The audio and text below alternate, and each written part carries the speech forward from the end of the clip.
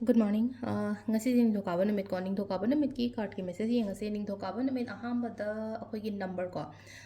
number se 47 leire aduga kaladana angoba gumba kai gumba minus chin bi bai ko aduga chak thongba dai sum kenom hapo haina ko chak thongba sida khoi gi angoba machu chini ni khangde sangom ni khangde adumaina happy ba ko aduma leire do ahambada card ki message minor se timing of happy happy yengase ko aina ngara reel sama thagat kimne hadi ma'am yengam be yengam da be ko customized bracelet se amuka sale to biro on har ko ado aina ngara ngi reel sa pe yengam customization है कि la ani ko customization de ani thona cheme ko handa ki customization 999 khatang da haitar ko lupa lishing amma da haira 999 lupa lishing am de lupa amma ta ba hana da ko ado sida aina semjari sai tar student ki customize ko sida angang gi like la shugi ni ko sina haidi aina sida student ki hadi ulai si thakla na koi angang hit like to table oi ba to magi sida aina shin ba matam kra aina smile lai bisida student ki customize kumba dagi hadi all in one pulap punjan ba se haitar ko hadi thabaki inghangi aduga plus relationship aina hara se the business to we hakchang su kai shod maina pulap punjan ba haitar adugi ani do keno to ko limited stock ne 999 khatang ni nagai lishing am chonga da na happy yon mane dum ko nung gi matung ina ko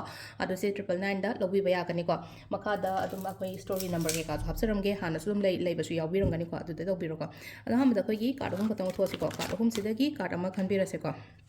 aduga keno se tor se timing of ba sai pe yeng ase ko ngasi gi na timing of ba ke lege ha to adu dum su yeng minarase ko adu sidagi ko sidagi 3 cards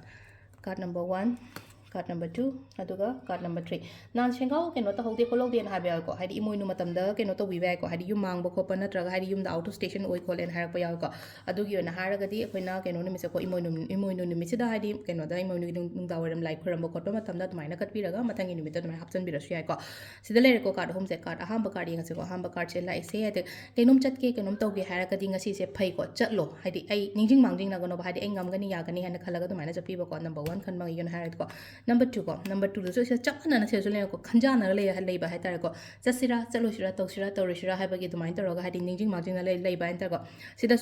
su chama na hadi chatlo nang na khali do taw kholo na hari ba se taw matam na ngon da kana ba magi outcome result adum la kani ba last ki number 3 ko number 3 sin na mong sida le ko hadi karam ba da hana chasige na tra karam ba hana tawsige karam ba thapak ni hana phaga da ge khot ka da ge hana adumai na khanja na ba ha tar ko potsi ani la e ani lak ma da hadi suppose ha tar thabak chatoi ne khale thabak ani le ko hadi karam ba hana chasige sina han phagadra tra siana phagadra hai bage tumai toraga khara adumai le ko sisina khoi ki keno le ko id card ki message le ko timing sai pe jang so timing le ki pung taruk ka me taruk tagi na ko taruk tagi na minute 3 ka minute kun phawng le ko